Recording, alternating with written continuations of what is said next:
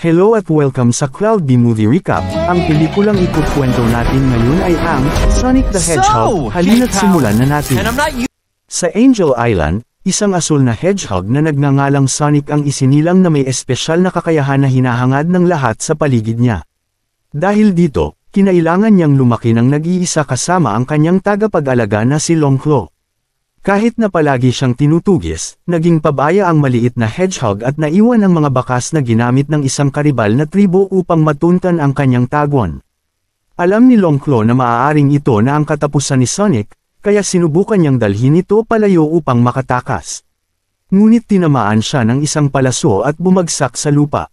Dahil hindi sila makakatakas sa ganoong paraan, ginamit ng tagapag-alaga ang isang teleportation ring na nagbukas ng portal papunta sa Earth.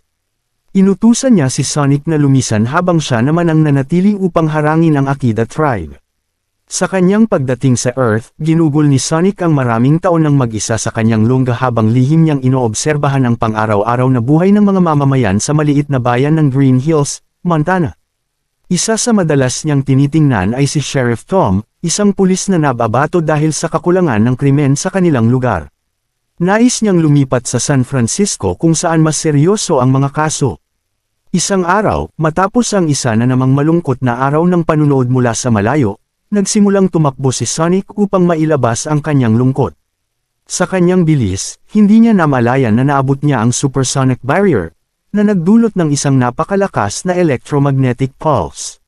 Dahil dito, nawalan ng kuryente ang buong estado at mga kalapit na lugar.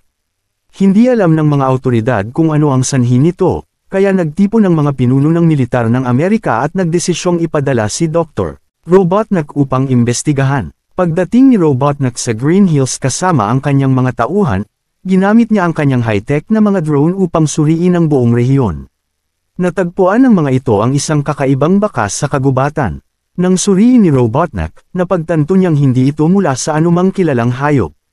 Dahil dito, inutusan niya ang mga sundalo at mga asong pang-amoy upang maghanap pa ng iba pang bakas.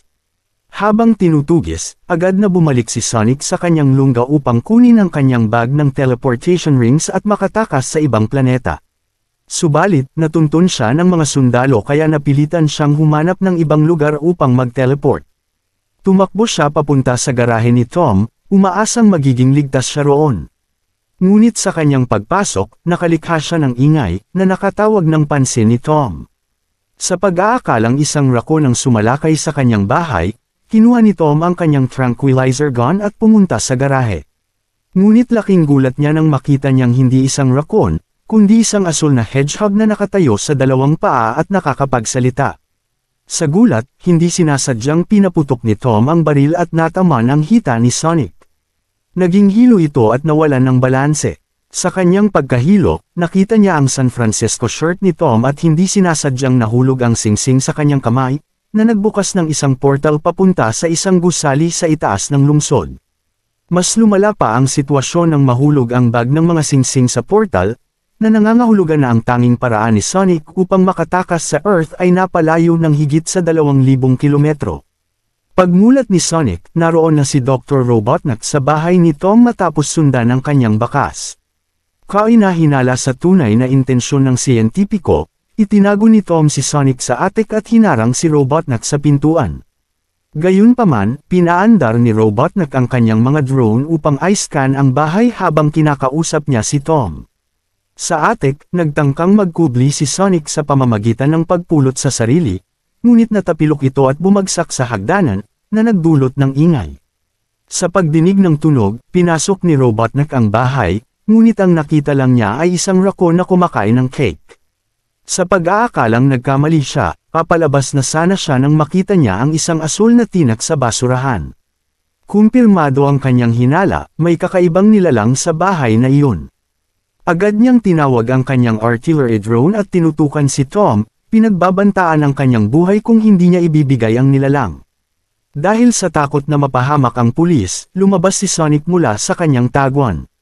Sa pagkakita sa asul na hedgehog, nabigla si Robotnik. Sinamantala ito ni Tom at sinuntok siya sa mukha. Bilang ganti, nagsimulang magpaputok ang drone, ngunit mabilis na tumalon si Sonic at sinira ito, binigyan ng pagkakataon si Tom upang durugan ang makina gamit ang isang malakas na hampas.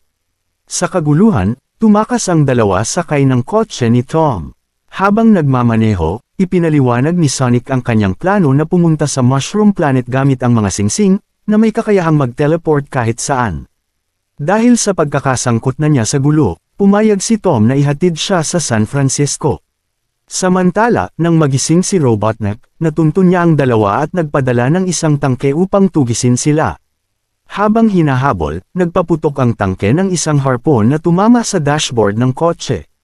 Gumanti si Sonic sa pamamagitan ng pag-ikot sa sarili at pagtama ng buong puwersa sa sasakyan ng kalaban. Bilang plan B, nagpadala si Robotnik ng isang maliit na drone na sinlaki ng langaw. Bagamat maliit, napakalakas nito at nagawang hatiin ang bubong ng sasakyan gamit ang laser beam. Gayunpaman, dahil marupok ito, agad na sinira ni Sonic ang makina. Ngunit ito pala ay isang bitag, isa itong adhesive bomb na halos imposible tanggalin. Matapos ang maraming pagsubok, natanggal ni Sonic ang bomba mula sa kanyang kamay, ngunit hindi siya nakatakas sa pagsabog. Malubhang nasugatan siya, kaya dinala siya ni Tom sa bahay ng kanyang hipag, kung saan naroon ang kanyang asawang si Maddie, isang veterinaryo. Sa kabila ng kanyang kasanayan sa hayop, wala pang kahit anong nilalang na tulad ni Sonic ang nakita niya, kaya hindi niya alam kung paano ito tutulungan.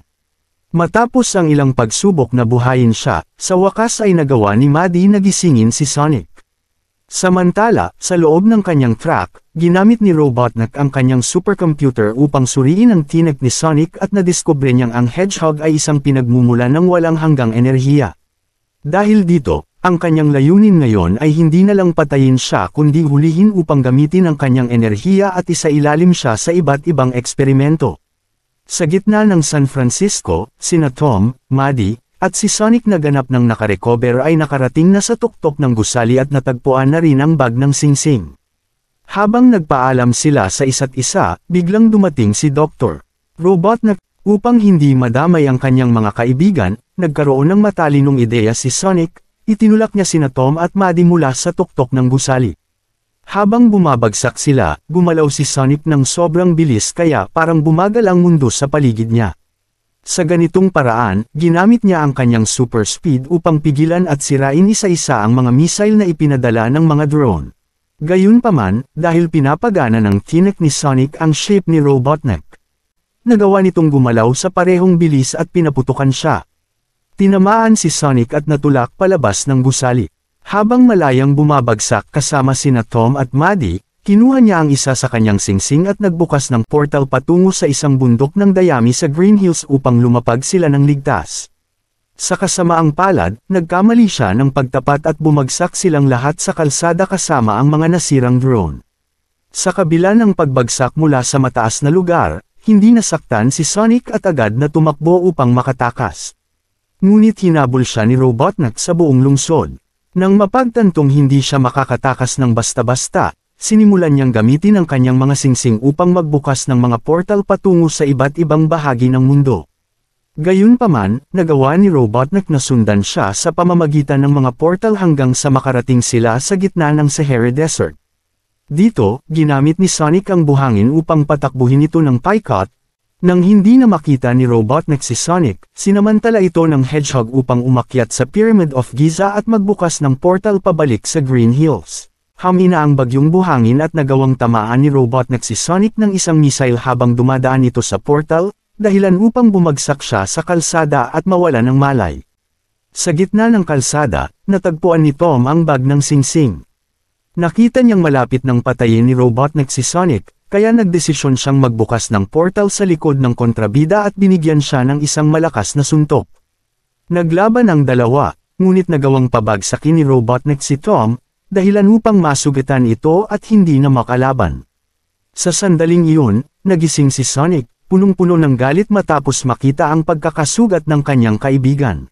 Sa kanyang matinding buod naglabas siya ng kanyang buong lakas at ginamit ang kanyang electromagnetic powers upang sirain ang ship ni Robot.